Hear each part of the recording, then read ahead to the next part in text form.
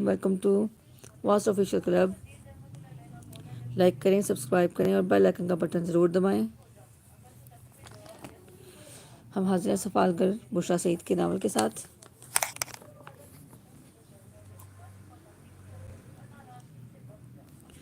Justin اور Selina school کے ان طلباء میں سے تھے جن کا مشہور ہونے کے لیے تعلیمی یا غیر نصابی سرگرمیوں میں نمایاں کارکردگی پیش کرنے کی چندہ ضرورت نہ تھی.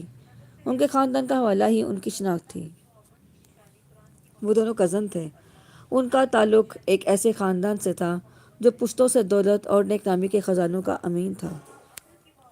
ان کے دادا نے فزیولوجی کے شعبے میں نوبل انعام جیتا تھا. ایک چچا بین الاقوامی شہرت یافتہ گلوکار تھا. ایک خالہ سینیٹر تھی. دونوں کے باپ ایک بڑی براڈ کاسٹنگ کارپوریشن کے بورڈ آف ڈائریکٹرز کے رکن میں سے تھے. الغرض مراتب کو تسخیر کرنا ان کے خاندان کے افراد کا مشغلہ تھا. جسٹن اور سلینا اپنے حلقۂ باب میں صرف ان طلباء کو شامل کرتے تھے جو خاندانی جاہ و حشمت میں ان کے ہم پلہ ہوں. کسی کم حیثیت والے کو تو وہ منہ ہی نہیں لگاتے تھے. وہ کسی کو دوست کا مرتبہ عطا کر دیتے تو سب اس کی قسمت پر رشک کرتے. یہی وہ وجوہات تھیں جن کی بنا پہ صوفیہ سکتے میں آ گئی جب ایک روز ریسیس کے دوران ان دونوں نے اس سے گفتگو شروع کی. وہ ایک دور افتادہ گوشے میں کورل درختوں کے کنج کے باہر زمین پر بیٹھی انگلیوں سے مٹی پر کھٹب شکلیں بنائی جا رہی تھی اور سلینا جسٹن اس کے پاس آئے اور دونوں نے اسے ہیلو کہا. پہلے تو اسے شک گزرا کہ وہ مخالف سمت سے چل کر آتی ہوئی میگن سے مخاطب تھے، لیکن جب جسٹن نے اس کا نام لے کے پکارا تو اسے اعتبار کرنا ہی پڑا. صوفی مارسیلو، کیا ہم تمہاری تنہائی میں مخل ہو رہے ہیں؟ جسٹن کی زبان سے اپنا نام سن کر اسے فخر ہوا. اسے کبھی نہیں سوچا تھا کہ وہ اس کا نام جانتا ہوگا. سلینا اس کی طرف ہاتھ بڑھایا تو وہ بوکھلا کر زمین سے اٹھ گئی. اس نے اپنے ہاتھوں پر لگی گرد کو دیکھا اور سلینا کا ہاتھ تھامنے سے پہلے اپنے ہاتھوں کو لباس سے رگڑ کر اچھی طرح سے صاف کیا. ہمیں افسوس ہے کہ اب تک ہم تمہاری دوستی سے محروم رہے. اگر ہمیں پہلے علم ہو جاتا کہ تم ایک فلمی اداکارہ کی بیٹی ہو تو ہم تم سے تعارف حاصل کرنے میں اتنا وقت کبھی نہ لگاتے. جسٹن نے شائستگی سے کہا تو صوفیہ کا دل ڈوب گیا.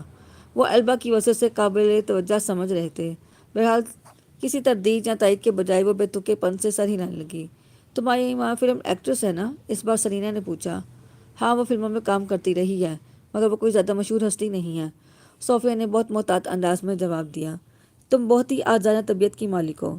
تمہاری جگہ کوئی اور ہوتا تو ایک ہالی ووڈ سیلیبریٹی کی اولاد ہونے پر سارے اسکول کو اپنے پیچھے دوڑاتا. اس مبالغے پہ اسے شرم آئی تھی. صوفیہ، ہم تمہیں اپنے دوستوں کے گروہ میں خوش آمدید کہتے ہیں. امید ہے کہ تمہیں اعتراض نہیں ہوگا، سلینا نے اس کے شانوں پر ہاتھ رکھتے ہوئے کہا.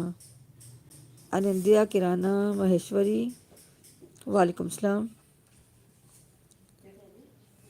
صوفیہ، ہم تمہیں اپنے اس اعزاز پر وہ خوشی سے پھولے نہ سمائیں. ایک شرمیلی مسکراہٹ اس کے ہونٹوں پہ بکھر گئی. کل میں نے گھر پر دوستوں کو اکٹھا کرنے کی غرض سے ایک چھوٹی سی پارٹی کا اہتمام کیا ہے. جسٹن بتانے لگا. ہم تمہیں مدعو کر رہے ہیں. ہم تمہیں اپنے دوستوں سے متعارف بھی کروا دیں گے. دوستی کا آغاز کرنے کا یہ ایک عمدہ طریقہ ہے. تم کیا کہتی ہو، آؤ گی نا؟ صوفیہ کو اقرار کرنے میں تعمل تھا، لیکن وہ ان دونوں سے اس قدر مرعوب تھی کہ ان کی کسی تجویز سے اختلاف کرنا اسے خلاف تہذیب لگ رہا تھا. مرے ہوئے دل سے اس نے حامی بھر لی. تم ضرور آنا، سب دوست تم سے مل کر بہت خوش ہوں گے، سلینا نے تاکید کی. تم کہو تو میں تمہیں لینے کے لیے شوفر بھیجوا دوں. نہیں، میں خود آ جاؤں گی، صوفیہ نے لجاجت سے کہا. زندگی میں پہلا اتفاق تھا کہ البا کی ذات کسی حوالے سے اس کے لیے خوشگواریت کا سبب بن رہی تھی. وہ دونوں رخصت ہو گئے تو صوفیہ کچھ بے یقینی کی کیفیت میں دوبارہ زمین پر بیٹھ گئی. اسے یہ ماننے میں بے حد مشکل ہو رہی تھی کہ جسٹن نے حقیقتاً اسے اپنی پارٹی میں آنے کی دعوت دی تھی. اس نے وعدہ تو کر لیا تھا مگر وہ اب اس پر گھبراہٹ کا غلبہ ہو رہا تھا. اسے گرانٹ کی ممکنہ مخالفت کا ڈر نہیں تھا کیونکہ وہ کسی فلم کی شوٹنگ میں حصہ لینے کے لیے کینیڈا گیا ہوا تھا.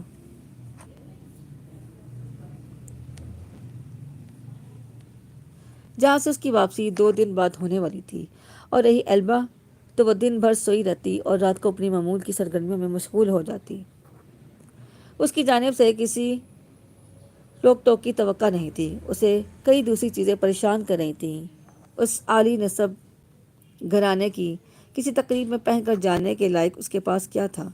وہ طبقہ اشرافیہ میں رائج شدہ آداب و اطوار سے بھی نابلد تھی۔ کوئی خلاف تہذیب حرکت ہو جاتی تو کیسی شرم کی بات ہوتی۔ دن کا وقت باقی اسی فکر میں ڈوبی رہی۔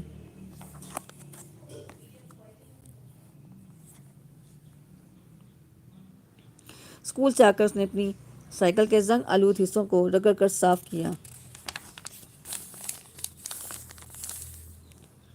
پانی سے دھو کر ٹائروں اور کلوں پر جمی ہوئی کیچڑ اتاری، پھر اسے خشک کر کے اسپرے پالش سے چمکانے کی ناکام کوشش کی۔ ایک طویل عرصے سے وہ سائیکل صوفیہ کے تصرف میں تھی، مگر وہ کبھی بھی اسے صاف کرنے کی زحمت نہیں اٹھاتی تھی۔ مسافت کی گرد اور باشوں کی کیچڑ نے اس کی کہنگی کو مبالغے کی حد تک بڑھا رکھا تھا۔ سائیکل کی حالت میں کوئی نمایاں بہتری تو نہ آئی، البتہ اس کی اصل رنگت دکھائی دینے لگی تھی۔ اس قسم سے کم پرانا اسکرٹ جسے استعمال کیے اسے 1.5 برس ہونے کو آیا تھا، 2 جگہوں سے پھٹا ہوا تھا۔ وہ مارکیٹ سے اسکرٹ کے نمونے سے ملتے جلتے کپڑے پر چپکنے والے اسٹیکر لے کر آئی، جن کی مدد سے اس نے ان چھیدوں کو چھپا دیا اور جوتوں کے اکھڑے ہوئے تلووں کو گلو لگا کر دھوپ میں سوکھنے کے لیے رکھ چھوڑا۔ مقررہ وقت پر وہ جسٹن کے گھر کے سامنے پہنچی تو بری طرح پچھتائی۔ اس نے یہاں آنے کا فیصلہ کر کے سنگین غلطی کی تھی۔ اس گھر کی دیواریں اتنی طویل تھیں کہ ایک سرے سے دوسرے سرے تک دیکھنے کے لیے گردن کو نیم دائرے میں گھمانا پڑتا تھا۔ ٹاور روم، جو گھر کا سب سے بلند کمرہ تھا، زمین سے کم از کم 60 فٹ کی اونچائی پر واقع تھا۔ بے تحاشا وسیع پورچ میں دنیا کی مہنگی ترین گاڑیوں کی ایک بھیڑ جمع تھی۔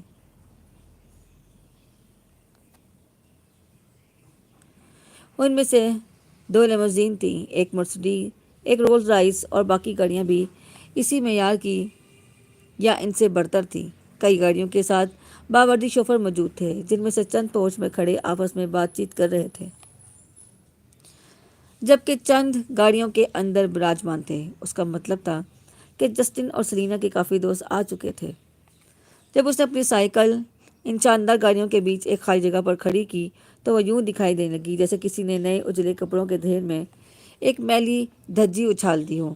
ان روشن در و دیوار میں اسے اپنا آپ بھی ایک گدلی ناصاف شے کی مانند لگ رہا تھا۔ چمکتے ہوئے سفید فرش پر اس کے گرد آلود جوتے ایسے بھدے نظر آتے تھے کہ شرم سے اس کی پیشانی ارک آلود ہو گئی۔ وہ دل میں خود کو ملامت کرنے لگی، یہاں کر اس نے کتنی بڑی بے وقوفی کی تھی۔ مزید شرمندگی سے بچنے کی خاطر وہ لوٹ جانے کا ارادہ باندھ رہی تھی کہ جردن کے چھجا دار دروازے سے باہر آتی ہوئی سلینا کی اس پر نظر پڑ گئی۔ اوہ صوفیہ، تم اب آ رہی ہو؟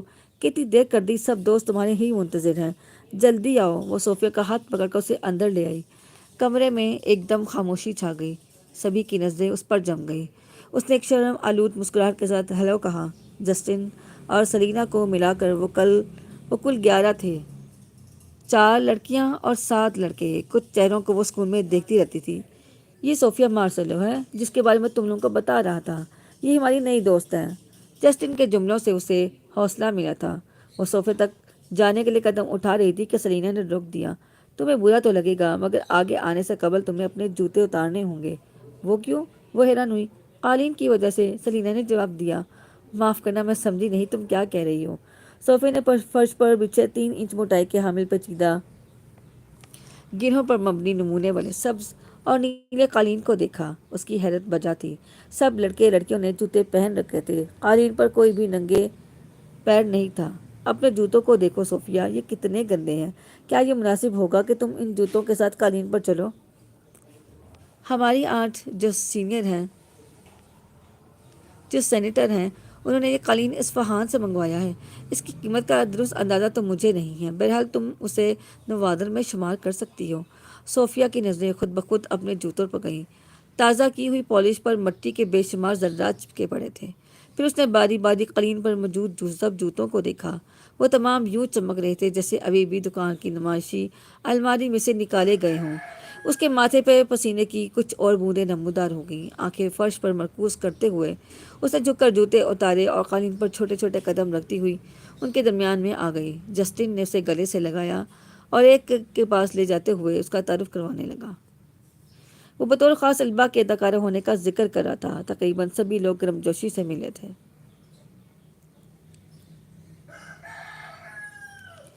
ادھر ادھر کی باتیں ہونے لگی، اسکول کے قصے سنائے گئے، پسندیدہ کھلاڑیوں اور پسندیدہ اداکاروں پر تبادلہ خیال ہوا۔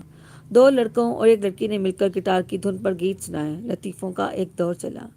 صوفیہ بھی مقدور بر گفتگو میں شریک ہوتی رہی۔ بس اس کی ایک ہی خواہش تھی کہ جلد از جلد یہ محفل برخاست ہو اور وہ ایک لمحہ گنوائے بنا یہاں سے بھاگ کھڑی ہو۔ پھر بٹلر نے آ کر انہیں کھانے کی میز پر آنے کے لیے کہا تو خوشگوار ماحول میں سب ڈائننگ ہال کی سمت چل دیے۔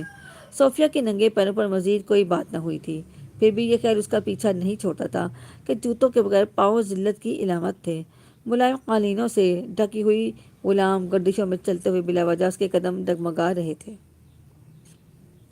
کھانے کی میز پر چنے ہوئے کھانوں کی تعداد اور تنوع شاید اسے کہیں زیادہ مرعوب کرتا اگر ایک اور مسئلہ اسے الجھا نہ دیتا۔ جب وہ لوگ نشستوں پر بیٹھ گئے تو سلینا نے اشارے سے بٹلر کو قریب بلا کر کوئی ہدایت کی۔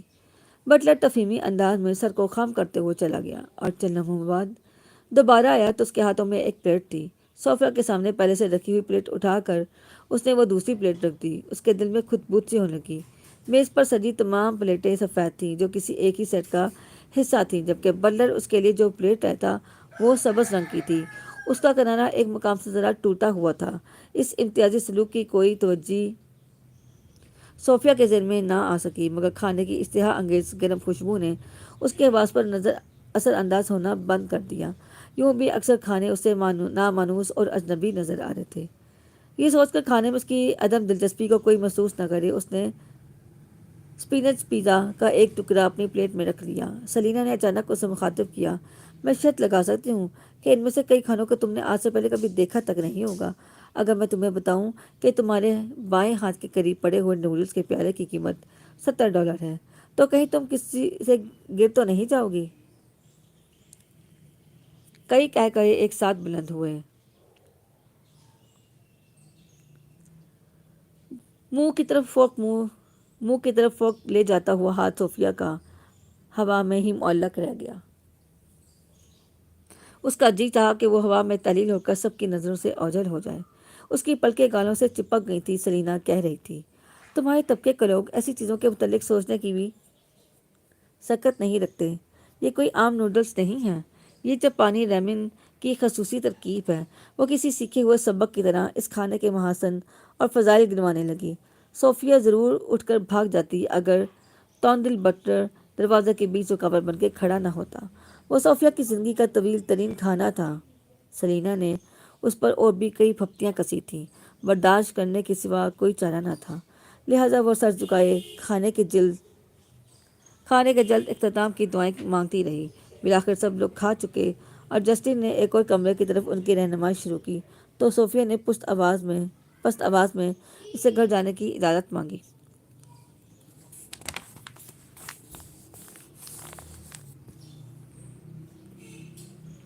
بہت دیر ہو گئی، میں گھر میں کہہ کے آئی تھی کہ اندھیرا ہونے سے پہلے لوٹ آؤں گی، اب تو 9 بجنے والے ہیں۔ جسٹن نے اس کی درخواست رد کر دی تھی۔ کیسی باتیں کر رہی ہو؟ تم کوئی ننھی بچی تو نہیں ہو جسے کوئی بھی کام کرتے ہوئے گھر والوں سے پوچھنا پڑے۔ میں اور سلینا اگر پوری رات گھر سے باہر رہیں تو کسی کو جرت نہیں ہوتی کہ ہم سے جواب طلبی کرے۔ ابھی تم بالکل نہیں جا سکتی۔ اس پارٹی کو اور آج کے دن کا سب سے اہم واقعہ تو اب پیش آنے والا ہے۔ کیا تم لوگ مجھ سے اتفاق کرتے ہو؟ جسٹن نے چہرہ گھماتے ہوئے باقی لوگوں سے دریافت کیا۔ درست، کوئی شک نہیں، سب نے آواز لگائی۔ صوفیہ اس ہلڑ بازی سے کوئی مطلب اخذ نہ کر سکی۔ اس نے بیچارگی سے اپنی بات دہرائی، میں اور نہیں رک سکتی، مجھے مجبور نہ کرو۔ مجھے اتنی دیر تک گھر سے باہر رہنے کی آزادی حاصل نہیں ہے۔ ہمارے کہنے پر تھوڑی دیر اور ٹھہر جاؤ۔ میں وعدہ کرتا ہوں کہ تم اس دن کو کبھی نہیں بھولو گی۔ اگر میری بات غلط ثابت ہو جائے تو تمہارا اختیار ہوگا کہ مجھے کسی بھی برے نام سے پکارو، جیسے چکوت، احمق، مسخرہ یا تمہارے جی میں جو بھی آئے۔ ایک بار پھر اس کے چاروں اور کھیکی ہونے لگی۔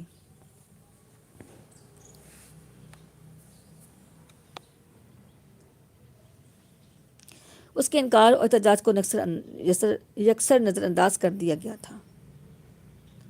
وہ کمرہ ہال نما چھت تھا وہ کمرہ ہال نما تھا چھت سے ایک ہست پہلو فانوس لٹکا ہوا تھا۔ قطاروں میں ترتیب سے کرسیاں رکھی تھیں جن کی اونچی پشتوں اور ہتھوں پر زعفرانی مخمل مڑھا ہوا تھا۔ کرسیوں کی اولین صف سے چند گز کے فاصلے پر ایک چبوترا بنا تھا جس پر منبت کاری والی لکڑی کے چکھٹے میں ٹیلی ویژن سیٹ نصب تھا۔ سب مہمانوں کو نشست پر بٹھا کر جسٹن نے دروازہ مقفل کر دیا، پھر وہ چبوترے پر چڑھ گیا۔ چکھٹے کے نیچے بنی ہوئی بڑی دراز کھینچ کر اس نے ایک ویڈیو کیسٹ پر آمد کی۔ کیسٹ پلیئر پر کیسٹ لگانے کے بعد وہ چبوترے سے اتر کر ایک کرسی پہ بیٹھ گیا۔ کمرے میں مکمل خاموشی تھی۔ اسکرین پر پہلا منظر ظاہر ہوا تو صوفیہ کو ایک جھٹکا لگا۔ وہ ایک پورنوگرافک فلم تھی۔ فلموں کی اس قسم سے وہ واقف تو تھی، البتہ تاحال اس نے ایسی کوئی فلم دیکھی نہیں تھی۔ میں اسے نہیں دیکھوں گی، ہم ابھی چھوٹے ہیں، ہمیں ان چیزوں سے دور رہنا چاہیے، مجھے اس کمرے سے باہر جانے دو۔ اس نے کرسی سے اٹھنا چاہا مگر ساتھ بیٹھی سلینا نے اس کے کندھوں پر دباؤ ڈالتے ہوئے اسے پھر سے بیٹھنے پہ مجبور کر دیا۔ پھر وہی چھوٹے بچوں جیسی بات۔ صوفیہ، جسٹن کی آواز سنائی دی، بچپن کو خدا حافظ کہہ دو، ہم ٹین ایجرز ہیں، ہمیں ہر طرح کے تجربات سے آشنا ہونا چاہیے۔ میں اسے غلط تصور کرتی ہوں جب تک ہم 18 سال کے نہیں ہو جاتے، ہمیں ان باتوں پہ ملوث ہونا زیب نہیں دیتا۔ اس بات کے جواب میں سب مل کر اس کا مذاق اڑانے لگے۔ مجبوراً اسے خاموش ہونا پڑا۔ وہ سوچ رہی تھی کہ یہ آخری لمحات کسی طور بیت جائیں تو وہ کسی طرح گھر سے باہر جا کے کھلی فضا میں سانس سکھ کا لے لے۔ میں دوبارہ کبھی ادھر کا رخ نہیں کروں گی، جیسے تیسے یہ وقت گزر جائے تو میں اس عذاب سے نجات پاؤں۔ اسے خبر نہیں تھی کہ جس سے وہ عذاب گردان رہی تھی وہ تو محض معمولی خراشیوں جیسا تھا، ویسی خراشیاں جو کسی کو سائیکل سے گرنے یا دوڑتے ہوئے ٹھوکر کھا کر گرنے سے لگ جاتی ہیں۔ اصل زخم تو اب آنے والے تھے، کسی درخت کی چوٹی یا عمارت کی چھت سے گرنے پر جو چوٹیں لگتی ہیں، جن میں ہڈیاں ٹوٹتی ہیں اور گوشت پھٹ جاتا ہے، ان سے تو اب اس کا واسطہ پڑنے والا تھا۔ چند منٹ فلم چل چکی جب ایک ایسا منظر ابھرا جس نے صوفیہ کو گندگی کے عظیم ڈھیر میں غرق کر دیا۔ وہ جیسے کسی کچرے دان میں تھی۔ افونت اور گھٹن کے سوا دنیا میں کچھ نہ تھا۔ اسکرین پر ایلبا نظر آ رہی تھی۔ اس نے پلکیں جھپک کر اپنی مساحت کو جھٹلانا چاہا مگر وہ واہمہ نہیں تھا، نظر کا دھوکہ نہیں تھا، کوئی بلبلا نہیں تھا جو پھوٹ کر نیست ہو جاتا۔ وہ ٹھوس حقیقت تھی، دھڑکتی ہوئی، سانس لیتی ہوئی، آنکھوں کی پتلیوں کو نوچتی ہوئی۔ کسی نے جھلتی ہوئی راکھ کی مٹھی بھر کر اس کی آنکھوں میں جھونک دی تھی۔ وہ کرسی سے اٹھ کر دروازے کی طرف سرپٹ دوڑی۔ قطار کے آخری سرے پہ بیٹھے ہوئے جسٹن نے اس کے پیروں میں ٹانگ الجھا کر اسے گرا دیا تھا۔ کہاں جا رہی ہو تم؟ یہی تو ہے وہ نامور فنکارہ جس کی تم بیٹی ہو۔ تعجب ہے اپنی ماں کو اسکرین پر دیکھا تمہیں ذرا بھی خوشی نہیں ہوئی؟ جسٹن اس کے اوپر جھکا ہوا کہہ رہا تھا۔ وہ اٹھ کر دوبارہ بھاگ پڑی۔ سلینا اور ایک دوسری لڑکی نے اسے دونوں بازوں سے پکڑ کر بے بس کر دیا۔ وہ مزاحمت کرنے لگی مگر خود کو ان کی گرفت سے چھڑا نہ پائی۔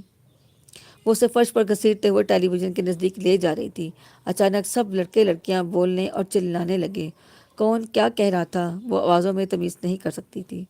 صرف ایک چیز کی اس کی سمجھ میں آئی تھی، وہ سب اس کے اور البا کے متعلق کچھ نہ کچھ کہہ رہے تھے۔ اسے چبوترے کی سیڑھی کے ساتھ گھٹے پھنسا کر خود کو گھسنے سے روکنے کی کوشش کی تھی۔ اسے کھینچ کے ٹیلی ویژن کے سامنے پھینک دیا گیا۔ اس کے گھٹنے بری طرح چھل گئے تھے، فی الحال وہ انہیں سہلا نہیں سکتی تھی۔ جو ہی دونوں لڑکیوں نے اس کی بازو چھوڑے، اس نے گھٹنوں میں سر گھسا کر بازوں کو سختی سے سر کے گرد لپیٹ لیا۔ وہ سب اس کے چاروں اطراف گھیرا ڈالے شور مچا رہے تھے۔ کوئی اس کے ہاتھوں پر تھپڑ مارتے ہوئے اسے بازو کھولنے پہ مجبور کر رہا تھا، کچھ ہاتھوں نے اس کو جکڑ رکھا تھا۔ اسے گردن اٹھانے اور آنکھیں کھول کر اسکرین کو دیکھنے کا مطالبہ کر رہے تھے۔ اس نے کان کے قریب جسٹن کی چیختی ہوئی آواز سنی، اپنی عظیم ماں کی اداکاری دیکھنے سے گریز کیوں؟ تمہیں دیکھنا پڑے گا کیونکہ ہم سب اصرار کر رہے ہیں، میں نے اپنا وعدہ نبھا دیا ہے، اس دن کو تم کبھی فراموش نہیں کرو گی۔ آنکھیں کھولو ورنہ ہم تمہارے ڈھیلے کاٹ کر ٹی وی کی اسکرین سے چپکا دیں گے۔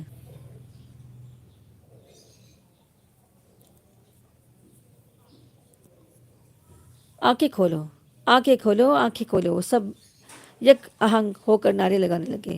پھر وہ اس کے بازوں کی گرفت چھڑانے میں کامیاب ہو گئے اور اس کا منہ اسکرین کے ساتھ دبا دیا گیا۔ اس نے اتنی سختی سے آنکھیں بند کر رکھی تھی کہ پپوٹے اور رخساروں کی ہڈیاں دکھنے لگی تھیں۔ کہے چیخیں، ٹی وی کی آواز، خوف، نفرت، غصہ، ذلت اور بے بسی اس دن کے یادگار ہونے میں کوئی شبہ نہیں تھا۔ اس دن کے بعد اس نے اسکول جانا چھوڑ دیا۔ گرانٹ کو اس عمل پر کوئی اعتراض نہ ہوا، کیونکہ وہ سمجھتا تھا کہ صوفیہ مستقل گھر میں موجود ہوگی تو وہ اس کی زیادہ اچھی تربیت کر سکے گا۔ اگلے 2-3 برس اس نے اسکول کا منہ نہیں دیکھا۔ جب اسے موقع میسر آتا وہ ڈاؤن ٹاؤن لاس اینجلس چلی جاتی اور شاپنگ مالز میں گھومتی رہتی۔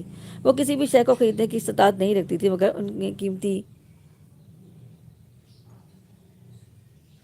ان قیمتی چیزیں چمکتی ہوئی چیزوں کو دیر تک گھورتے رہنا اسے دلچسپ لگتا۔ انہی دنوں میں اس نے چیزیں چرانا شروع کر دیں۔ وہ پہلو چوری کے طریقوں پہ غور کرتی رہتی۔ جب کوئی طریقہ آزمانے کا موقع ملتا وہ ہرگز نہ چکتی۔ 2-3 دفعہ اس مہم کے دوران وہ پکڑی بھی گئی تھی، مگر کم عمر ہونے کے باعث اسی معمولی سرزنش کر کے چھوڑ دیا جاتا تھا۔ چاکلیٹ کی بار اور کھلونے سے لے کر ٹافیوں اور کراکری تک وہ ہر شے پہ صاف کرتی۔ اس نے یہ کبھی نہیں سوچا تھا کہ چرائی جانے والی چیزوں سے اسے ضرورت بھی ہوتی تھی یا نہیں، بس اسی طرح وہ اپنا غصہ نکالا کرتی تھی۔ جی، لائیو سیشن میں ہمارے ساتھ کون شامل ہے؟ اپنے بارے میں ضرور بتایا کریں کمنٹ سیکشن میں آ کے۔ اس رات البا خاصی تاخیر سے گھر آئی تھی۔ گرانٹ کہیں گیا ہوا تھا۔ صوفیہ کچن کے فرش پر کمبل اوڑھے لیٹی تھی۔ البا کے ہمراہ ایک مرد تھا۔ جب وہ دونوں کچن کے دروازے کے سامنے سے گزر رہے تھے تو صوفیہ کو شخص کی ایک جھلک دکھائی دی۔ وہ کوتا قد آدمی تھا۔ اس نے ہاتھوں پر دستانے چڑھا رکھے تھے، سر پر اونی ٹوپی تھی اور نصف سے زائد چہرہ اونی مفلر نے ڈھانپ رکھا تھا۔ بمشکل اس کی آنکھیں اور پریشانی کا کچھ حصہ نظر آ رہا تھا۔ رات خاصی خنک تھی، مگر ایسی شدید ٹھنڈ بھی نہیں تھی کہ گھر کے اندر آنے میں اسے دستانے اور مفلر ہٹانے کی ضرورت محسوس نہ ہوتی۔ کیا گھر میں کوئی اور ہے؟ اس کی آواز میں سسراہٹ تھی۔ غالباً مفلر کی اور سے بولنے پر ایسا تاثر پیدا ہو رہا تھا۔ کوئی نہیں، اور تو کوئی بھی نہیں، صرف تم اور صرف میں اور تم اور میں۔ اس نے البا کو گنگناتے ہوئے سنا۔ وہ نشے میں شرابور تھی۔ آواز کی لہک گواہ تھی کہ وہ حواسوں میں نہیں تھی۔ صوفیہ نے سر تک کمبل تان کر کروٹ لے لی۔ کب سے وہ ایسے ہی کروٹیں بدلے جا رہی تھی، لیکن اونگ اور نیم غنودگی کے بیچ اٹکی ہوئی تھی۔ کثرت استعمال سے وہ کمبل کئی جگہوں سے جھرجھرا ہو چکا تھا اور اندر گھسنے والی ٹھنڈی ہوا اسے سونے نہ دیتی تھی۔ مان ایک درد آلود چیخ بلند ہوئی۔ خوف سے صوفیہ کے رونگٹے کھڑے ہو گئے۔ ایک اور چیخ گونجی جو چیخ سے زیادہ خرخراہٹ لگتی تھی۔ البا یوں چلائی تھی جیسے اسے ذبح کیا جا رہا ہو۔ پھر خاموشی چھا گئی، گہری اور جامد خاموشی۔ صوفیہ اتنی خوفزدہ تھی کہ اس کے ہاتھ پاؤں بھی ہلائے نہیں جاتے تھے۔ بھائی جوتوں کی تیز چاپ کچن کی طرف بڑھ رہی تھی۔ جیسے سے پھٹی ہوئی آنکھوں سے اس نے دروازے میں سے اس آدمی کو اندر آتے ہوئے دیکھا۔ اس کی صورت اب بھی مفلر نے چھپا رکھی تھی۔ اس کے دستانوں اور کوٹ پر تازہ لگا ہوا خون تھا۔ اس کے ہاتھ میں چاقو دبا ہوا تھا جس کا تیز دھار پھل گاڑھے سرخ خون سے ریز تھا۔ صوفیہ پر نظر پڑتے ہی وہ ٹھٹک کر تھم گیا۔ صوفیہ اسے دیکھنا نہیں چاہتی تھی، مگر اس کی آنکھیں کسی افسوس کے اثر سے اسی رخ پر جم گئی تھی۔ اسے لگتا تھا وہ قیامت تک پلکوں کو جنبش نہیں دے سکے گی۔ مجھے دیکھ کر تم ایک بھیانک غلطی کا ارتکاب کر رہی ہو۔ تمہیں ہرگز ایسا نہیں کرنا چاہیے۔ منہ پر کمبل ڈال لو۔ اس سرسراتی ہوئی آواز نے صوفیہ کی ریڑھ کی ہڈی میں سرد لہریں دوڑا دیں۔ اس نے جھرجھراتے ہوئے تیزی سے کمبل کو منہ اور سر کے گرد لپیٹ لیا۔ تم ایک خوش قسمت لڑکی ہو کہ تم نے میرا چہرہ نہیں دیکھا۔ اگر ایسا ہو جاتا تو خیر چھوڑو، تم ہمیشہ شکر گزار ہوگی کہ ایسا نہیں ہوا۔ وہ پرسکون ٹھہرے ہوئے لہجے میں باتیں کرنے لگا۔ صوفیہ نے نل کھولے جانے اور پانی گرنے کی آواز سنی تھی۔ شاید ہماری ملاقات نہ ہوتی، کیونکہ میں اپنے کام سے کام رکھتا ہوں، ادھر ادھر کے معاملات میں بالکل نہیں الجھتا۔ مگر ہوا یہ کہ باتھ روم میں پانی نہیں آ رہا تھا اور باہر جانے سے پہلے مجھے کچھ چیزوں کو دھونے کی سخت ضرورت تھی، اس لیے مجبوراً مجھے کچن میں آنا پڑا۔ میں کوئی برا آدمی نہیں ہوں۔ میرے دماغ میں آوازیں آتی ہیں جو مجھے اکساتی ہیں، مجھے ان کی بات ماننا ہی پڑتی ہے۔ تمہیں سمجھنا چاہیے کہ میں معاشرے کی صفائی پہ مامور کیا گیا ہوں۔ ہر کسی کو اپنے فرائض نبھانے چاہیے۔ میں یہی نبھا رہا ہوں۔ میں برا آدمی ہوتا تو میں تمہیں بھی ڈرنے کی کوئی وجہ نہیں، میں ایسا کوئی ارادہ نہیں رکھتا۔ ہاں اتنا یاد رکھو کہ مجھے نافرمانی اور چالاکی سے نفرت ہے۔ مجھے امید ہے ان میں سے کوئی عادت تم میں نہیں پائی جاتی ہوگی۔ میں درخواست کرتا ہوں کہ تم صبح تک اسی جگہ ایسے ہی کمبل تانے لیٹی رہو۔ میں تمہیں سہانے سپنوں کی دعا دیتا ہوں۔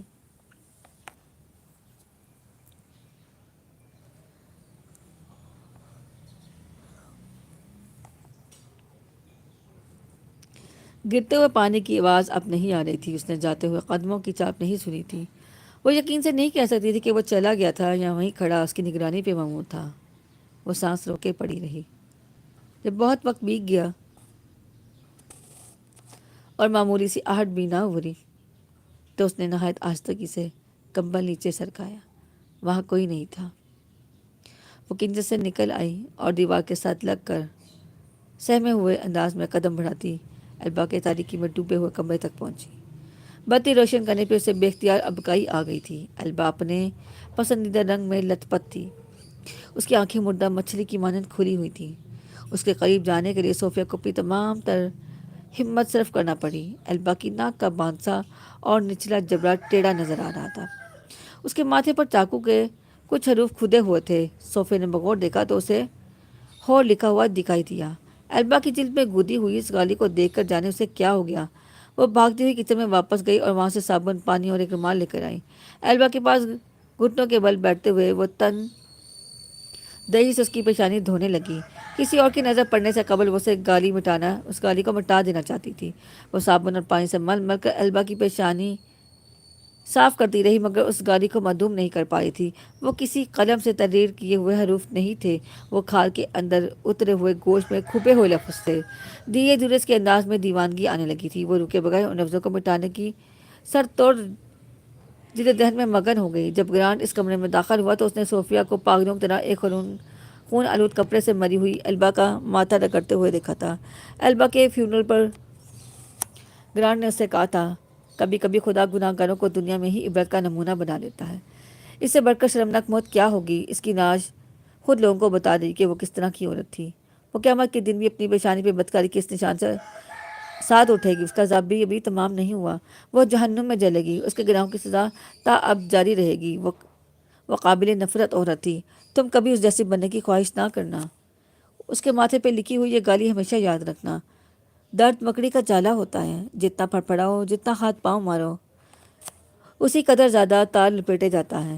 اسیری کا درجہ بڑھتا چلا جاتا ہے، واویلا کرنے سے درد کی شدت میں اضافہ ہوتا چلا جاتا ہے۔ درد کے سامنے سرنگوں ہونا پڑتا ہے، پسپائی اختیار کرنا پڑتی ہے، سیس نوانے سے ہی درد گھٹتا ہے۔ صوفیہ نے کبھی درد سے سمجھوتا نہیں کیا۔ وہ مزاحمت کرتی رہی اور اپنا درد بڑھاتی رہی، یہاں تک کہ درد اس کے سوچنے سمجھنے کی صلاحیت سلب کر لی۔ وہ کیا چاہتی تھی اور کیوں چاہتی تھی؟ اس نے ان سوالوں کا گلا گھونٹ کر ان کی لاشیں اپنے اندر کہیں گہرائی میں دفن کر لی تھیں۔ عمر کو جس فون کا شدت سے انتظار تھا، آخر وہ دن آ گیا۔ کیا تم محمد عمر ہو؟ میں آج اپنے پرانے گھر گیا تھا اور مجھے تمہارا پیغام ملا۔ میں ڈاکٹر داؤد بات کر رہا ہوں۔ عمر تعین نہ کر سکا کہ اس کی آواز میں قدرتی طور پر کپکپاہٹ تھی یا وہ کسی جذباتی رو کے زیر اثر تھا۔ جی میں عمر ہوں، اسے تصدیق کی۔ میں تم سے ابھی ملنا چاہتا ہوں۔ بتاؤ کہ مجھے کہاں آنا ہوگا۔ آپ مت آئیے، میں خود آپ کے گھر آ جاتا ہوں۔ آپ مجھے پتہ بتا دیجیے۔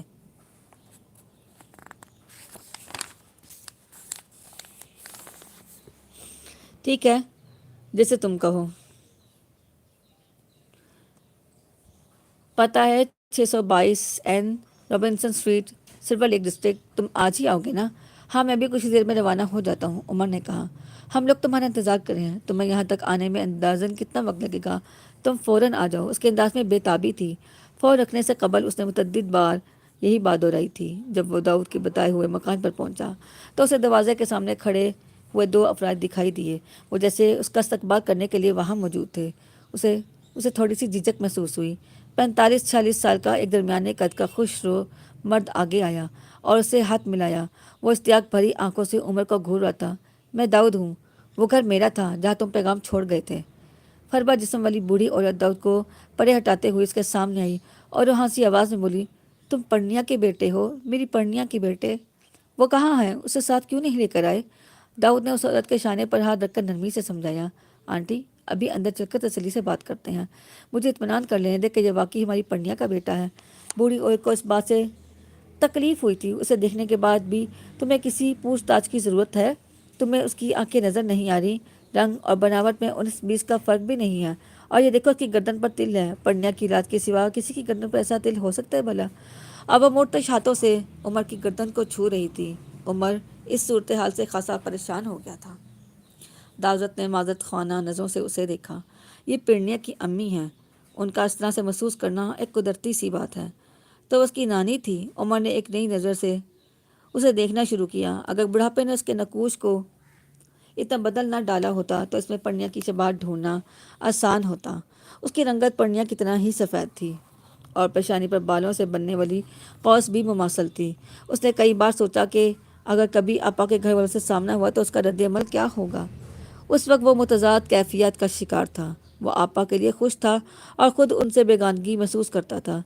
پرنیا کی ماں کبھی اس کے چہرے پہ ہاتھ پھیرتی اور کبھی اس کے چہرے کو انگلیوں سے چھوتی۔ یہ اپنے منہ سے انکار کر دے تو بھی میں نہ مانوں کہ یہ پرنیا کا بیٹا نہیں ہے۔ میں پہچان سکتی ہوں، میری نظر دھوکہ نہیں کھا سکتی۔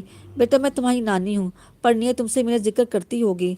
وہ خاموش رہا۔ داؤد نے مداخلت کی تھی، وینس آنٹی ہم لوگ اندر بیٹھ کے بات کرتے ہیں، ذرا تحمل سے کام لیں۔ آؤ عمر ڈرائنگ روم میں چلیں۔ داؤد وینس کو بازوں سے تھام کر اسے داخلی دروازے کی سمت لے جانے لگا۔ وہ مسلسل گردن گھما کر عمر کو دیکھے جا رہی تھی۔ اس کی بوڑھی آنکھوں میں نمی ترتی تھی۔ ڈرائنگ روم میں اسے گھر کے دیگر لوگوں سے ملوایا گیا، ڈاکٹر داؤد کی بیوی، اس کا بیٹا اور دو بیٹیاں، ایک پختہ عمر کا گونگا بہرا آدمی جو غالباً دماغی لحاظ سے غیر متوازن تھا۔ داؤد نے اس کے بارے میں عمر کو بتایا کہ اس کا ماموں گونی تھا۔ کیا پرنیا امریکہ میں ہے؟ کیا ہم اسے مل سکتے ہیں؟ داؤد کے سوال پر فضا میں امید کی کروٹیں لینے لگی تھی۔ وہاں بیٹھے ہوئے سب لوگ مجسم سماعت بن گئے تھے۔ نہیں، وہ پاکستان میں ہیں، لاہور میں رہتی ہیں۔ لاہور میں کب سے ہے رہتی؟ شاید پچھلے 19-20 سالوں سے۔ وینس کی آنکھوں سے آنسو گرنے لگے۔ وہ مجھ سے چند سو میل دور رہتی تھی اور میں اسے ڈھونڈ بھی نہ سکی۔ کیسی بدقسمت ہوں میں۔ لاہور میں کس کے پاس رہتی ہے؟ داؤد نے اگلا سوال کیا۔ اکیلی رہتی ہیں، وہ ایک اسکول میں پڑھاتی ہیں۔ تمہیں میرے گھر کا پتہ کیسے ملا؟ کیا اس نے تمہیں میرے پاس بھجوایا ہے؟ کیا اب وہ ہم لوگوں سے ملنا چاہتی ہے؟ انہیں مایوس کر کے عمر کو دکھ ہوتا، لیکن اس نے صاف گوئی سے کام لینے سے فیصلہ کر لیا۔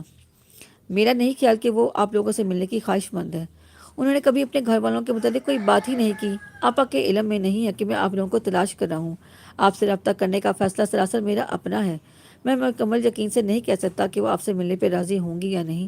میں تو بس اتنا جانتا ہوں کہ ان سے کوئی غلطی ہوئی تھی جس کی وجہ سے وہ آپ سب سے شرمندہ ہیں۔ نہیں، اس کی کوئی غلطی نہیں تھی، وینس نے تڑپ کر کہا۔ غلطی مجھ سے ہوئی تھی بیٹا، سارا قصور میرا ہے۔ جب ہم نے اس کی شادی طے کی تو وہ پہلے ہی ایک مسلمان آدمی سے نکاح کر چکی تھی۔ اس جملے نے عمر کو ساکت کر دیا۔ اس کا باپ مسلمان تھا۔ یہ وہ غلطی تھی جس نے آپا کو دربدر کر دیا تھا۔ وینس روندے ہوئے گلے کے ساتھ بول رہی تھی۔ وہ سرکش نہیں تھی، اس میں بغاوت نہیں تھی۔ وہ محبت میں مجبور ہوئی ہوگی۔ وہ کم عمر تھی، بڑی ناسمجھ تھی۔ اس نے مجھ سے حقیقت بیان کر دی تھی، مگر میں خود غرض بن گئی۔ میں نے اس کی ایک نہ سنی۔ میں نے اسے اتنا عاجز کر دیا کہ گھر سے بھاگ جانے کے سوا اس کے پاس کوئی راستہ نہ بچا۔ وہ شرم کے مارے مجھے یہ تک نہ بتا سکی کہ وہ پریگننٹ تھی۔ جو وہ کر چکی تھی وہ کیسے لوٹتا۔ میں چاہتی تو اسے معاف کر دیتی، میں چاہتی تو اس کی مدد کرتی۔ میں نے نہیں چاہا، میں نے معاف نہیں کیا۔ وہ اور کیا کرتی؟ جب اس کی ماں ہی کوئی لچک دکھانے پہ آمادہ نہیں ہوئی تو وہ کس سے کہتی اور کس سے مدد لیتی؟ آنسوں کی تندی سے وینس کی آواز ٹوٹ رہی تھی۔ داؤد کے ہونٹ سختی سے آپس میں پیوست تھے، اس کی آنکھوں کے کنارے سرخ ہو رہے تھے۔ تم نے ابھی تک یہ نہیں بتایا کہ تمہیں میرے بارے میں کیسے معلوم ہوا؟ عمر نے جیب سے پرنیا کا لکھا ہوا خط نکال کر داؤد کو دے دیا۔ یہ ایک روز اتفاقاً ان کے ٹرنک میں سے مجھے ملا تھا۔ داؤد سے پہلے وینس نے اسے پڑھا۔ پڑھتے ہوئے بار بار وہ گالوں پر بہتا ہوا پانی پہنچ رہی تھی۔ پھر وہ آنکھوں پر ہاتھ رکھ کر اونچی آواز سے رونے لگی۔ مجھے اس کے پاس لے چلو، میں منا لوں گی اسے۔ وہاں سے بھی کوئی چھپتا ہے کیا؟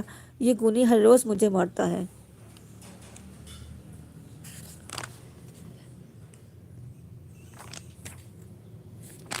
کئی دفعہ اتنے زور سے کہ میرے جسم پر نشان پڑ جاتے ہیں، اور یہ کبھی شرمندہ نہیں ہوا۔ میری پرنیا نے اپنے لیے اتنی کڑی سزا تجویز کر لی، اتنی شرمندہ ہے کہ تمام زندگی اپنی ماں سے آنکھ ملانا نہیں چاہتی۔ مجھے اس کا فون نمبر بتاؤ، میں ابھی سے بات کروں گی۔ میری بات سن کر اس نے آگے وینس سے بولا ہی نہ گیا۔ راؤت خط پڑھ چکا تو اپنی جگہ سے اٹھ کر وینس کے ساتھ بیٹھ گیا، اس کے گرد بازو لپیٹتے اسے اپنے ساتھ لگا لیا۔ آنٹی، ہم آج ہی اسے بات کریں گے، لیکن مجھے خوف ہے کہ وہ پھر کہیں روپوش نہ ہو جائے۔ عمر اس کی مرضی سے یہاں نہیں آیا۔ ورنیا کے گلٹ نے اسے اس حد تک خود اذیت میں مبتلا کر رکھا ہے، وہ کس طرح ریئیکٹ کرے گی، کچھ کہا نہیں جا سکتا۔ اس خط کو پڑھ کر آپ کو لگتا کہ وہ آسانی سے ہم سے ملنے پہ تیار ہو جائے گی؟ ہمیں اس بارے میں اچھی طرح سے سوچ لینا چاہیے۔ وینس نے کوئی جواب نہ دیا، وہ برستی آنکھوں سے عمر کی صورت ہی دیکھتی رہی۔ چند لمحوں بعد آنسوں کی روانی میں کمی آئی تو وہ بولی، میں کچھ نہیں جانتی کہ کیا ہوگا کیا نہیں، مجھے بس اتنا پتہ ہے کہ وہ میری بیٹی ہے اور میں اس کی اپنی آنکھوں کے سامنے دیکھنا چاہتی ہوں، ہر قیمت پر۔ کچھ بھی کرو اسے میرے سامنے لے آؤ، مجھ سے برداشت نہیں ہو رہا، میرا دل پھٹ جائے گا، میں مر جاؤں گی کسی بھی طرح، اسے مجھ سے ملوا دو۔ ایسا ہی ہوگا، آپ فکر نہ کریں، سب ٹھیک ہو جائے گا۔ داؤد نے انہیں حوصلہ دیا۔ پھر وہ دونوں عمر سے سوال پوچھنے لگے۔ اس کی طبیعت پڑھنیا کی تھی تو وہ مسلمان کیوں تھا؟ اس کے پورے نام محمد عمر سے داؤد کو اس بات کا دھیان آیا تھا۔ وہ پڑھنیا کو ابا کیوں کہتا تھا؟ کیا پڑھنیا نے کبھی اس کے باپ کے متعلق کچھ بتایا تھا؟ وہ کیسی زندگی بسر کر رہی تھی؟ اس کی صحت کیسی تھی؟ کیا اس کے پاس پڑھنیا کی کوئی حالیہ تصویر تھی؟ ان کے ہونٹوں پر سوال ہی سوال تھے۔ آپا کی ماں اور بھائی آپ کے ساتھ ہی رہتے ہیں؟ نہیں، وینس آنٹی علاج کے سلسلے میں آئی ہیں، پچھلے دنوں ہی ان کی ہارٹ کی بائی پاس سرجری ہوئی ہے۔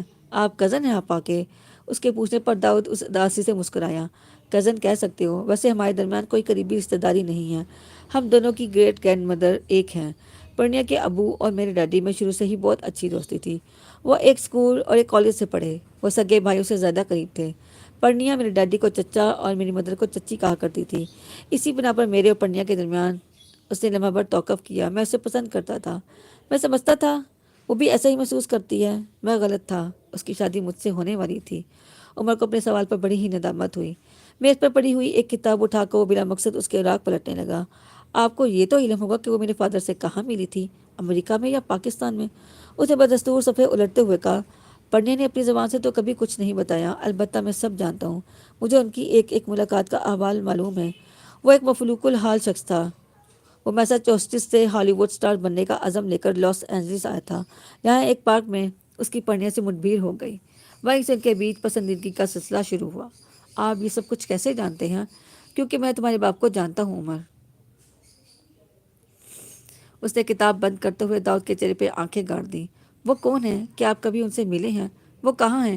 آپ ان کے متعلق کیا جانتے ہیں؟ وہ مسترک ہو کر کرسی میں آگے کھسک آیا۔ یہ سب باتیں خود اس نے مجھے بتائی ہیں۔ اس سے نکاح کرنے کے ایک دن بعد پرنیا اور ہم سب پاکستان چلے گئے، کیونکہ تمہارے نانا بستر مرگ پر تھے اور مرنے سے پہلے میری اور پرنیا کی شادی کے خواہش مند تھے۔ اس دوران پرنیا اور تمہارے باپ احمد، اس کا اسکرین نیم ایڈم گرانٹ ہے، ان دونوں کی فون پر بات ہوتی رہی۔ اس نے پرنیا سے وعدہ کیا کہ شادی سے تاریخ قبل اسے لینے پاکستان پہنچ جائے گا۔ جب وہ پاکستان جانے کی تیاری مکمل کر چکا تو اس کی ایکس گرل فرینڈ البا نے بلیک میل کر کے اسے روک لیا۔ دراصل اس نے معاشی حالات سے مجبور ہو کے ایک پورنوگرافک رسالے کے لیے کام کیا تھا، اسی کو بنیاد بنا کر البا نے اسے پاکستان جانے ہی نہیں دیا۔ ان دنوں اسے ایک بہت بڑی امپورٹنٹ فلم میں لیڈ رول ملا تھا۔ اگر البا ڈائریکٹر یا اسٹوڈیو کو وہ میگزین دکھا دیتی تو اسے بلیک وال کر دیا جاتا۔ پرنیا کو علم ہوا کہ وہ پریگننٹ ہو چکی ہے، وہ کسی کو بتائے بغیر گھر سے چلے گئی ہے۔ اس سے پھر گرانٹ سے کانٹیکٹ کیا اور اپنے پریگننٹ ہونے کی خبر بھی سنائی، مگر البا کی بلیک میلنگ سے ڈر کر اس نے پرنیا سے کہہ دیا کہ ان کے نکاح کی کوئی حیثیت نہیں۔ اس کے بعد پرنیا کو کچھ پتہ نہیں چلا۔ بعد میں گرانٹ کے ہاتھ سے وہ فلم بھی چلی گئی، وہ ایکسٹرا کے طور پہ کام کرنے لگا۔ ادنا سے کردار اور گمنام پروڈکشنز۔ وہ اور البا کئی سال ایک اپارٹمنٹ میں اکٹھے رہے۔ البا کا مرڈر ہو گیا تو اس کی بیٹی صوفیہ کی گرانٹ نے پرورش کی۔ وہ آج بھی پرنیا کو یاد کرتا ہے۔ میرے منع کرنے کے باوجود وہ 2 دفعہ پاکستان گیا پرنیا کو تلاش کرنے، مگر وہ کیسے ملتی؟ ہم لوگ ہر جگہ ڈھونڈ چکے تھے۔ اس نے پرنیا کے نام بے شمار خطوط لکھے، ظاہر ہے ان کا کبھی جواب نہیں آیا۔ پرنیا کہاں رہی اور کس حال میں رہی ہمیں کچھ پتہ نہیں، لیکن عمر کو پتہ تھا کہ آپا کس حال میں رہی تھی۔ محبت نے اسے کتنا خوار کیا تھا۔ پورنوگرافک رسالے اور فلموں کا تذکرہ سن کر اس کا سر گھومنے لگا تھا۔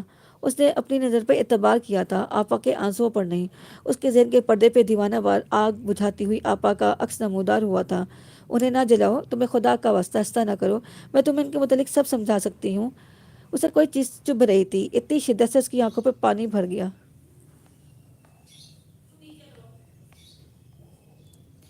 آپ نے یہ نہیں بتایا کہ وہ آپ کو یہ باتیں کیوں بتاتے رہے؟ نیچرلی آپ دونوں کے درمیان میں رائیولری، رقابت ہونی چاہیے تھی، پھر آپ لوگوں میں ایسے مناسب کیسے بن گئے؟ وہ انتہائی ذاتی چیزیں آپ سے شیئر کرتے تھے، اس نے صدمے سے سنبھل کر کہا۔ درد ہاتھ کی پوچھ سے کنپٹی کو سہلا رہا تھا۔ شیئر کرنے کو کوئی تھا ہی نہیں، پرنیا کی باتیں کرنے کے لیے صرف میں ہی دستیاب تھا، تو اس نے مجھ پر ہی اکتفا کر لیا۔ پرنیا کی گمشدگی کے بعد وہ مجھ سے ملنے آیا تھا، اس کا خیال تھا کہ شاید میں پرنیا تک کوئی جانے کا راستہ دکھا سکوں۔ پھر ہم وقفے وقفے سے ملتے رہے، میں اسے پرنیا کی بابت پوچھتا اور وہ مجھ سے سوال کرتا۔ ہم دونوں میں ایک عجیب سا تعلق استوار ہو گیا۔ وقت گزرنے کے ساتھ ساتھ ہماری ملاقاتوں کا درمیانی وقفہ بڑھتا گیا، پھر بھی ہم ایک دوسرے سے مکمل غافل نہیں ہوئے۔ عمر، میں تمہیں اس سے ملوا سکتا ہوں۔ اس کا جسم تن گیا، گھٹنے پہ دھری ہوئی کتاب پھسل کر فرش پر جا گری تھی۔ یہ ایڈم گرانٹ ہے، داؤد نے بیڈ پہ لیٹے ہوئے ایک دبلے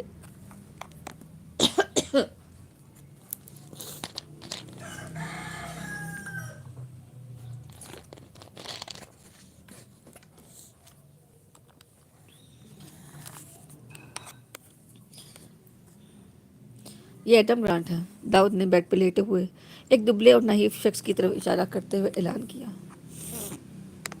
عمر بساختہ اس کے قریب چلا گیا، پھر اس کے قدم یوں رک گئے جیسے کسی چابی بھرے کھلونے کی چابی گھوم کر چکر مکمل کر چکی ہو۔ وہ جیسے کسی آئینے میں خود کو دیکھ رہا تھا۔ تاہم وہ عکس 30 سال بعد والی عمر کا تھا۔ اس کے سر کے بالوں سے لے کر پیروں کے ناخنوں تک ایک ایک عضو میں عمر کو اپنا آپ دکھائی دیا۔ اگر وہ اسے پہلے کہیں ملا ہوتا تو کسی کے بتائے گئے بغیر بھی وہ اسے پہچان لیتا۔ وہ بھی عمر کو دیکھ ہی رہا تھا کہ اس کی ہلکا زدہ آنکھوں میں الجھن اور ناگواری تھی۔ پھر اس کی توجہ داؤد کی جانب مبذول ہوئی۔ داؤد فرنینڈز، تم کل پورا دن نہیں آئے۔ میں آدھی رات تک اسٹاف سے پوچھتا رہا، تم ایسا کیوں کرتے ہو؟ تمہیں میری تنہائی پر ذرا بھی رحم نہیں آتا؟ اگر تم مصروف تھے تو کم از کم تمہیں پیغام بھجوانا چاہیے تھا۔ جب تمہیں پتہ ہے کہ تمہارے علاوہ یہاں کوئی نہیں آتا تو تم اتنی لاپرواہی کیوں برتتے ہو؟ بولتے ہوئے وہ اٹک رہا تھا۔ بیماری اور تکلیف نے اس کی صورت کو مسک کر رکھی تھی۔ میں تمہاری تنہائی کا بندوبست کر کے لایا ہوں۔ اب ایک اور مہمان بھی تم سے ملنے آیا کرے گا، اس سے ملو۔ یہ تمہارا بیٹا ہے عمر، داؤد نے عمر کو اس کے سامنے کرتے ہوئے کہا۔ وہ یوں بت کر جیسے کسی بھوت کو دیکھ لیا ہو۔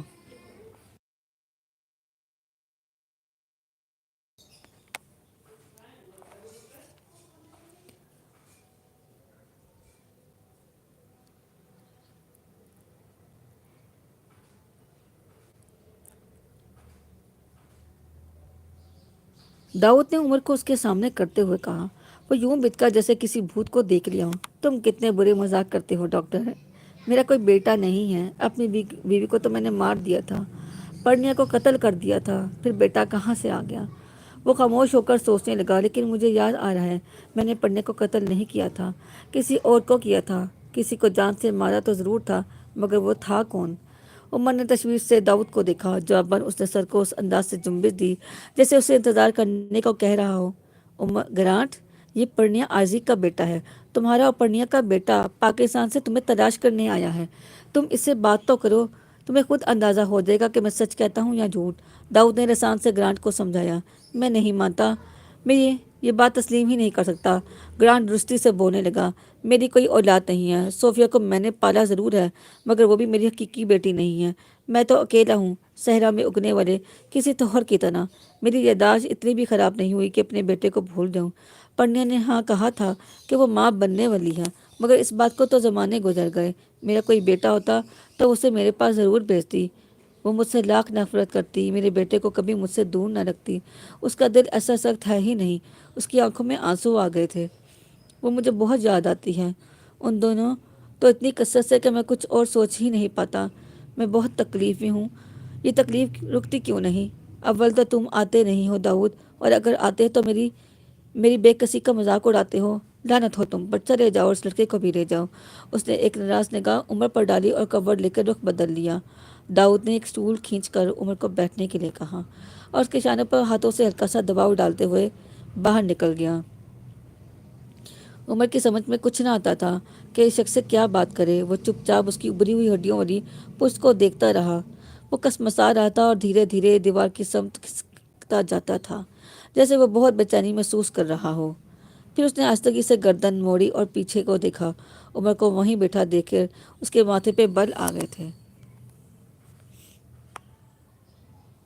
تم یہاں سے نکل جاؤ، تم کیوں مجھے ستا رہے ہو کہ تمہیں ایک بوڑھے بیمار آدمی کی بچارگی کا تماشا دیکھ کر مزہ آتا ہے؟ اس نے پھر سے دیوار کی طرف چہرہ گھما لیا اور تب عمر کو اس کی پنڈلی پر اوپر سرکے ہوئے نیلے پاجامے تلے سے کچھ ابھرے ہوئے نیلاہٹ مائل سرخ نشانات نظر آئے جو اپنی وجہ سے بہت تشویشناک معلوم ہوتے تھے۔ اس کی پنڈلی مدرے سوجی ہوئی سی تھی۔ وہ اٹھ کر کمرے سے باہر آ گیا اور اس کی نگاہ داؤد کی تلاش میں وہاں وہاں بھٹکنے لگی۔ وہ راہداری کے موڑ پر ایک ادھ کھلے دروازے میں استادہ نظر آیا۔ وہ کسی شخص کے ساتھ باتوں میں مشغول تھا۔ اس نے بھی عمر کو دیکھ لیا اور اشارے سے اسے قریب بلایا۔ اسے لے کر وہ دفتر کی طرز پر سجے ہوئے ایک کمرے میں آ گیا۔ تم کچھ پینا چاہو گے، چائے یا کافی؟ داؤد کے پوچھنے پر اس نے نفی میں جواب دیا تھا۔ ان کو کیا بیماری ہے؟ میں نے ان کے جسم پر لیزینس چھالے دیکھے ہیں، کیا انہی کی وجہ سے وہ زیر علاج ہے؟ داؤد کے چہرے پہ ایسے تاثرات پیدا ہوئے جیسے وہ فیصلہ نہ کر پا رہا ہو کہ کیا جواب دے۔ چند لمحے وہ دونوں ہاتھوں کو انگلیوں میں باہم پھنسائے ہوئے انہیں چٹکاتا رہا۔ یہ ایک قسم کا کینسر ہے۔ جو ٹیومر تمہیں نظر آئے وہ کپوسی سرکوما کا نتیجہ ہے۔ عمر کو افسوس ہوا تھا، ویسا ہی افسوس جیسا کسی مصیبت زدہ انسان کے بارے میں جان کر ایک حساس دل رکھنے والا دوسرا انسان محسوس کرتا ہے۔ کیا یہ جلد کا کینسر ہے؟ ہاں، سکن کینسر ہے، لیکن ان معنوں میں نہیں جن میں تم پوچھ رہے ہو۔ یہ جلد تک محدود نہیں رہتا، بعض اوقات انٹرنل آرگنز تک پھیل جاتا ہے۔ اس کا علاج ممکن ہے؟ میرا مطلب ہے کہ ان کے صحت یاب ہونے کی کوئی امید ہے؟ داؤد نے میز پر بکھرے ہوئے کاغذوں کو ترتیب دیتے ہوئے دھیرے سے سر ہلایا۔ علاج تو ممکن ہے، کیموتھراپی، ڈرگز، لیکوڈ نائٹروجن کے ذریعے فریزنگ وغیرہ صحت مند ہوتی ہے، لیکن گرانٹ کے کیس میں یہ سب چیزیں کرنے کے باوجود اس نے فکرہ ادھورا رہنے دیا۔ ایسا کیوں ہے؟ اس کے بلڈ کے فی مائکرو لیٹر میں CD4+ T سیلز کا کاؤنٹ 200 سے کم ہو چکا ہے۔ میں نہیں سمجھ سکا۔ عمر کی الجھن بڑھ گئی۔ اوہ، میں معذرت چاہتا ہوں، داؤد نے گویا چونکتے ہوئے کہا۔ بے دھیانی میں میری زبان سے ٹیکنیکل ٹرمز ادا ہونے لگیں۔ اصل میں کہنا یہ چاہتا تھا کہ اس نے ایک طویل سانس لیتے ہوئے گردن کی پشت کو ہاتھ سے دبایا۔ اسے ایڈز ہے۔ عمر کے دل کو کچھ ہوا۔ اس نے سختی سے ہونٹ بھینچ لیے۔ کپوسی سرکوما عموماً جان لیوا ثابت نہیں ہوتا، لیکن ایڈز پیشنٹ کے متعلق یہ بات نہیں کی جا سکتی کہ ایس کی ٹریٹمنٹ سے ایڈز سے سروائیول کے امکانات بہتر نہیں ہوتے۔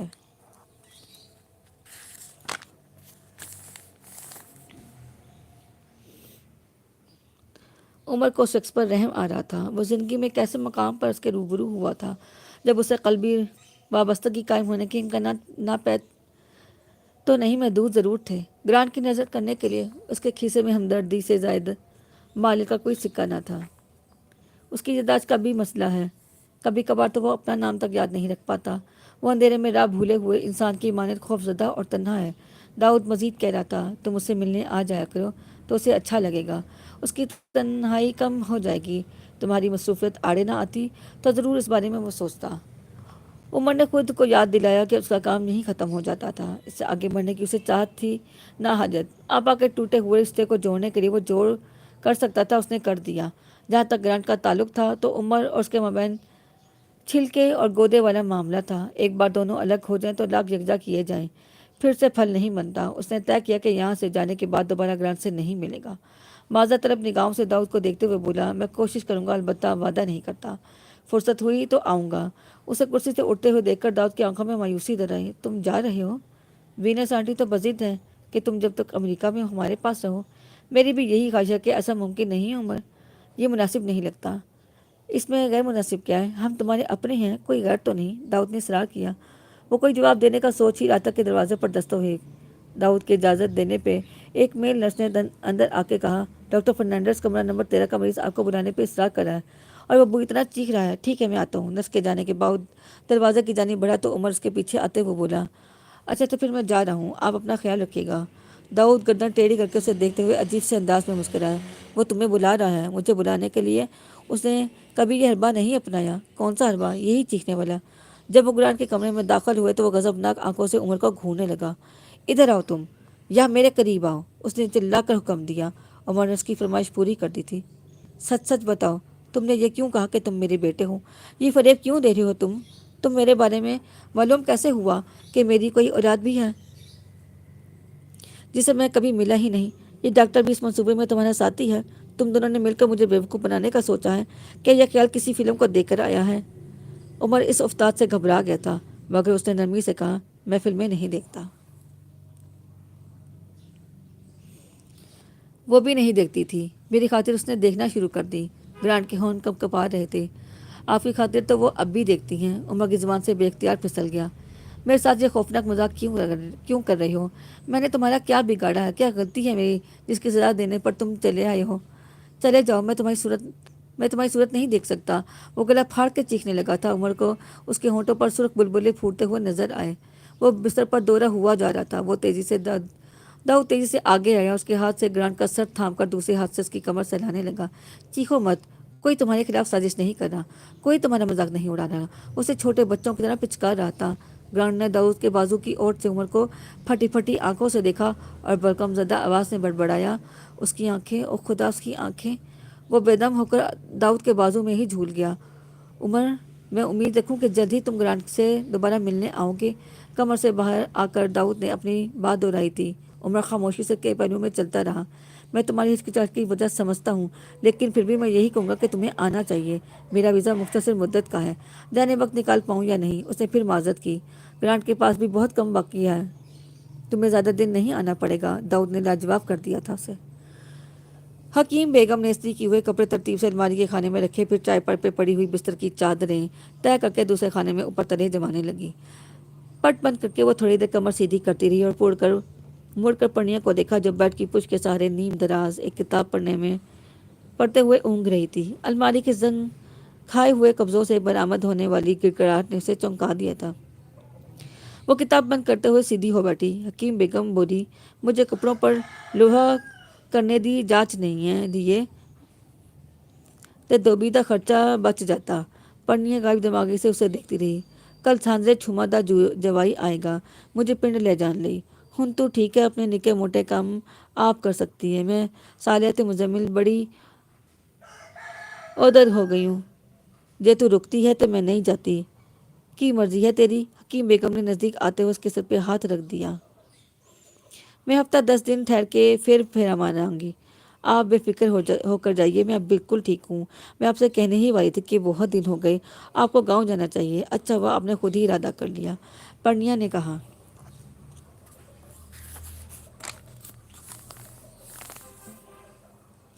میں ٹیلی فون تے خیر میں پوچھتی رہوں گی۔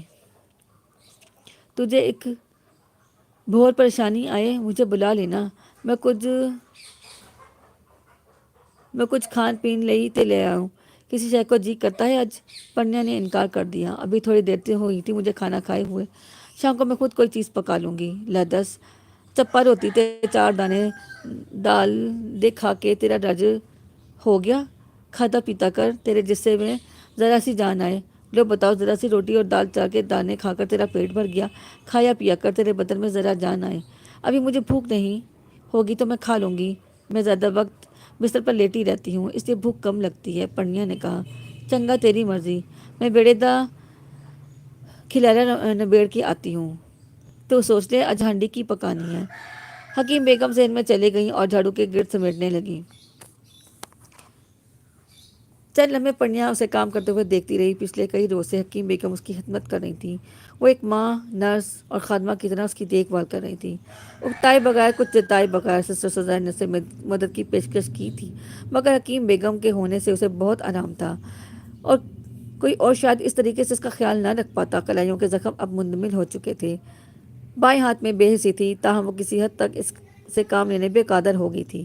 وہ آج تک اسے بستر سے پاؤں اتارتے ہوئے کھڑی ہو گئی، ہر کسی رقابت باقی تھی۔ وہ قدرے بہتر محسوس کر رہی تھی۔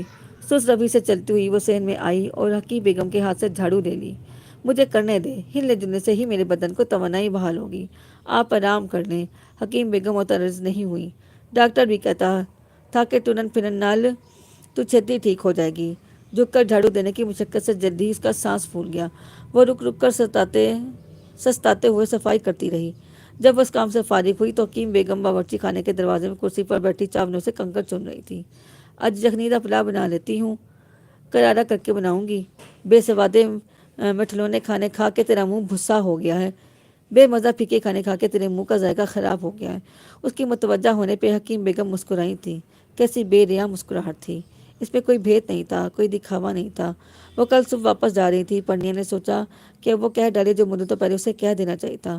وہ لفظ جو اس پر قرض تھے انہیں حکیم بیگم کے سپرد کرنے کا موقع شاید اس کے بعد کبھی نہ آتا۔ وہ کمرے سے ایک کرسی گھسیٹ کر باہر لائی اور حکیم بیگم کے پاس ہی بیٹھ گئی۔ گود میں دھرے اپنے ہاتھوں کے ناخنوں پر آنکھیں جماتے اس نے اپنی بات شروع کی۔ میں نے کبھی آپ سے شکریہ کا ایک لفظ نہیں کہا، حالانکہ میں لاکھ بار بھی شکریہ کہتی تو کم ہوتا۔ آپ نے اس وقت میرے لیے اپنے گھر کا دروازہ کھولا جب مجھ پر سب در بند کر دیے گئے تھے۔ آپ نے تب میری مدد کی جب کوئی دوسرا یہ کام کرنے پہ تیار نہیں تھا۔ آپ نے میری خاطر اپنی برسوں کی کمائی ہوئی نیک نامی کو داؤ پر لگا دیا۔ آپ نے لوگوں کی ملامت سہی، اپنوں کی ناراضگی برداشت کی اور ایک لمحے کے لیے بھی احسان نہیں جتایا، کوئی صلہ وصول نہیں کیا۔ اگر مجھے یقین نہ ہوتا کہ آپ انسان ہیں تو میں آپ کو فرشتہ کہتی۔ میں خاک بن کر آپ کے پیروں میں بچھ جاؤں تو بھی آپ کی نیکی کا بدلہ نہیں اتار سکتی۔ اگر عمر کی تربیت میں نے کی ہوتی تو وہ کبھی اتنا اچھا نہ بنا سکتی۔ آپ نے جیسی تربیت کی میں کبھی ویسی نہ کر پاتی۔ اس نے اپنے ہر احسن عادت آپ سے لی ہے۔ وہ اچھا انسان ہے، اچھا مسلمان ہے۔ Thank you my dear tone. جو بھی خوبی اس میں ہے وہ آپ کی وجہ سے ہے۔ مجھے عمر کی ماں ہونے پہ فخر ہے۔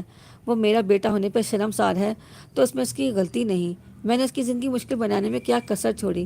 کون سا ایسا قصور ہے جو مجھ سے نہیں ہوا؟ مجھے اس پر حق جتاتے ہوئے کچھ تو سوچنا چاہیے تھا۔ آپ کے لیے اس کا پیار دیکھ کر مجھے آپ پہ رشک آتا ہے۔ وہ آپ سے علیحدہ ہو کر کتنا ناخوش تھا، مگر میں ضد پہ اڑی رہی۔ جب میں اسے آپ سے مانگنے گئی تو آپ کے ماتھے پہ ایک شکن تک نہیں آئی۔ ایسا غصہ کہاں سے لیا ہے آپ نے؟ اپنا دل نکال کر خود اپنے ہاتھوں سے کون کسی کو دیتا ہے؟ مجھے کسی نے ایک چڑیا کا بچہ پالنے کے لیے دیا ہوتا اور 10 دن بعد آ کر مجھ سے واپس مانگتا تو میں کبھی بھی نہ دیتی۔ آپ نے 18 سال عمر کو پال پوس کے میرے ایک بار مانگنے پر ہی مجھے واپس دے دیا۔ میرا مذہب مختلف ہے، لوگ اس فرق کو لے کر مرنے مارنے پہ تل جاتے ہیں۔ آپ نے اپنے خلوص میں تعصب کا ایک تنکا تک شامل نہیں ہونے دیا۔ اگر مجھ سے کوئی پوچھے کہ تم کسی سینٹ سے ملی ہو تو میں بلا جھجک آپ کا نام لے دوں گی۔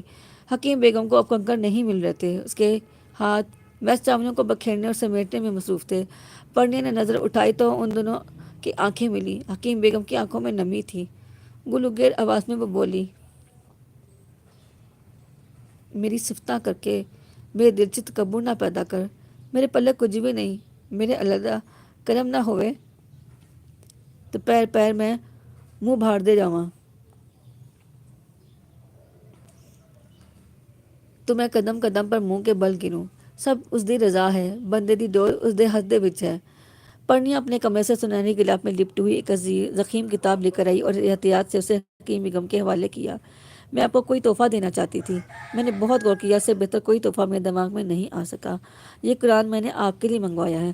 حکیم بیگم نے قرآن کے غلاف کو بوسہ دے کے اسے سینے سے بھینچ لیا اور اٹھ کر پرنیا کا ماتھا چوم لیا۔ میں صدقے میں باری تیری صیافتوں، اللہ تیری اس نیکی دا اجر دے گا۔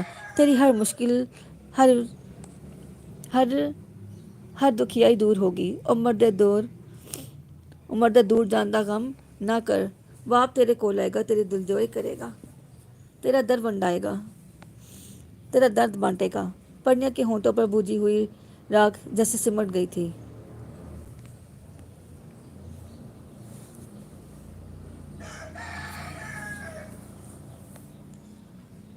شاید آ جائے، شاید نہ آئے، وہ بھی تو تقدیر کا مارا ہوا ہے۔ وہ کسی نہ کسی طرح میرے ساتھ گزارا کر رہا تھا۔ وہ ضرور رہ لیتا اگر تقدیر اسے رہنے دیتی۔ جانے اس نے آپ کو مجھ سے متنفر ہونے کی وجہ بتائی یا نہیں۔ اسے میرے سامان میں غیر اخلاقی تصاویر والا ایک رسالہ ملا تھا۔ وہ اسے میرے کردار کی پستی کا ثبوت سمجھ رہا ہوگا۔ دراصل اس سجانے میں اس کے باپ کی تصویریں تھیں۔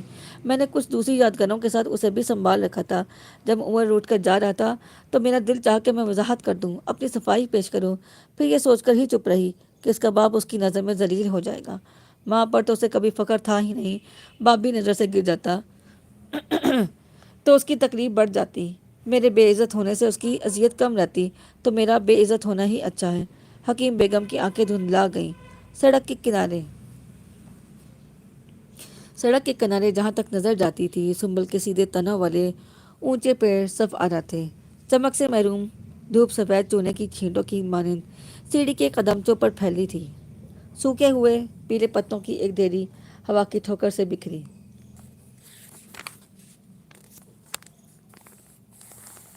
اور کئی پتے اڑ کر اس پر گرے، ہوا تھم تھم کر بہہ گئی۔ جب بھی کوئی جھونکا آتا اس پر کچھ پتے اور تنکے اچھال لیتا۔ وہ اپنے بالوں اور لباس میں ٹکنے والی ان پتوں کو جھاڑتی نہیں تھی۔ اسے یہ بھی خیال نہیں تھا کہ وہ اس کی چادر شانوں سے پھسل کر نیچے گر چکی تھی اور چادر کا پلو سیڑھیاں اترتے چڑھتے لوگوں کے پیروں تلے روندا جا رہا تھا۔ اسی عالم میں چرچ کی سیڑھیوں پر بیٹھے ہوئے اسے کئی گھنٹے بیت گئے۔ سروس شروع ہونے سے بہت پہلے وہ آ کر وہاں بیٹھ گئی تھی عبادت میں شریک ہونے کے لیے۔ آنے والے لوگوں نے اسے دیکھا، کسی نے ہمدردی سے، کسی نے لا تعلقی سے، کسی نے حیرت سے، لیکن وہ سب گزر گئے تھے اس کے پاس رکے بغیر، منہ سے ایک بھی لفظ کہے بغیر۔ اب جب کہ سروس اختتام پذیر ہو گئی تھی اور لوگ گھروں کو لوٹنے لگے تھے تو ابھی وہ اسی کھوئی ہوئی کیفیت میں اسی جگہ موجود تھی۔ وہ چرچ سے باہر آنے والوں کو حسد بھری نظروں سے دیکھنے لگی۔ ان میں بعض چہرے آسودہ تھے، بعض غمگین اور بعض عبادت کی پاکیزگی سے دمکتے ہوئے۔ ان سب میں ایک خاصیت مشترک تھی، وہ سب خدا کی قربت سے سرفراز تھے۔ ان سب پر خدا کی مہر بھری نگاہ تھی۔ ہر چہرے کو دیکھنے کے بعد اس کی یاسیت اور ملال میں کچھ اضافہ ہو جاتا۔ وہ ٹکٹکی باندھے ان عبادت گزاروں کو رخصت ہوتے وقت دیکھتی رہی، حتیٰ کہ سب چلے گئے۔ سنگ مرمر کی سیڑھیاں خالی رہ گئیں، ان کا لمس سرد تھا اور تواتر سے اس کے بدن میں اتر رہا تھا۔ دھوپ کے دھبے اب اس کے پیروں پر چڑھ رہے تھے، اس کا نچلا در بیٹھے بیٹھے اکڑ گیا تھا۔ اچانک ایک ہاتھ کا دباؤ اسے اپنے شانے پہ محسوس ہوا۔ اس نے گردن گھماتے ہوئے پہلو میں دیکھا تھا، سسٹر سوزان اس کے برابر زینے پر بیٹھ رہی تھی۔ میں نے 9 بجے کے قریب تمہیں یہاں دیکھا تھا، مجھے شبہ ہے کہ تم تب سے اسی جگہ بیٹھی ہو اور عبادت میں شامل بھی نہیں ہوئی۔ کیا میرا شک درست ہے؟ جھوٹ بولنے کی خواہش کے باوجود اس نے اقرار کر لیا۔ آپ ٹھیک کہہ رہی ہیں۔ ایسا کیوں پرنیا؟ تم کیوں اس طرح راستے میں بیٹھی ہوئی تھی؟ سسٹر سوزان پریشان ہو گئی۔ یہ کوئی عام راستہ تو نہیں؟ کیا مجھے چرچ کی سیڑھیوں میں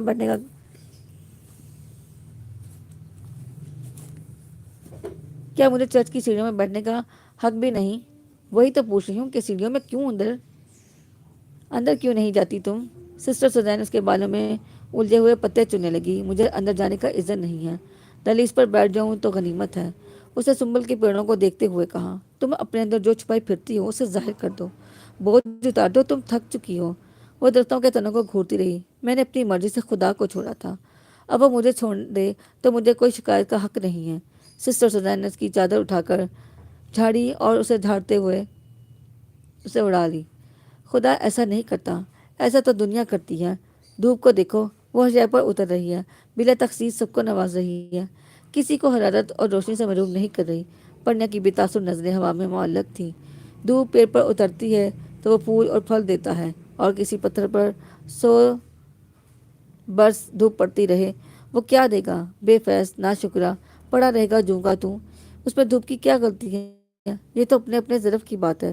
سسٹر سوزان کسی سوچ میں ڈوب گئی۔ چند ثانیہ خاموش رہ کر وہ دھیمے پن سے بولی، ہم دنیا کو تھامنے کی خاطر ہلکان ہو جاتے ہیں۔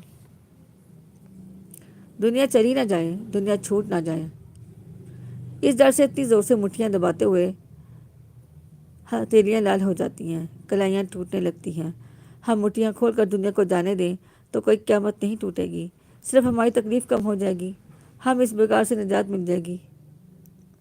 میں نے پہلے بھی کئی مرتبہ تمہیں اس بارے میں سوچنے کو کہا، آج پھر کہہ رہی ہوں، سنجیدگی سے غور کرو، دنیا کو چھوڑ دو، خداوند کی مہربان پناہ میں آ جاؤ۔ پرنیا کھلکھلا کر ہنسنے لگی۔ سسٹر سوزان اسے پرتشویش نظروں سے دیکھ رہی تھی۔ دنیا تو وہ چھوڑے جس کے پاس دنیا ہو، میں تو خالی ہاتھوں، خدا اور دنیا دونوں طرف سے کوری ہوں۔ آپ ایک مفلس سے دولت لٹانے کو کہہ رہی ہیں۔ وہ اب بھی ہنس رہی تھی۔ پرنیا، تمہارے حال پر میرا دل کٹتا ہے، تمہارے رنج کی کوئی حد ہی نہیں ہے. تم کیوں خود کو برباد کر رہی ہو؟ اگر دنیا نے تمہاری قدر نہیں کی تو خدا کے پاس آ جاؤ، تمہیں دروازہ کھلا ملے گا.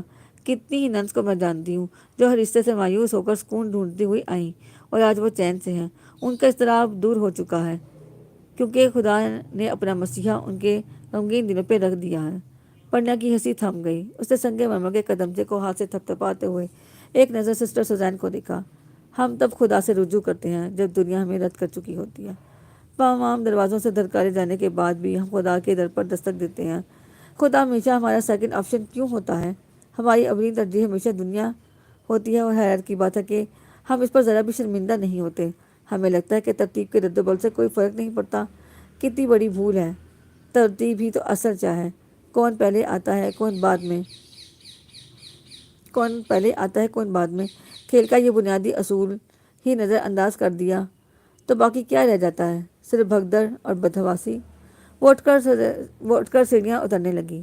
سسٹر زین چپ چاپ اسے جاتے ہوئے دیکھتی رہی.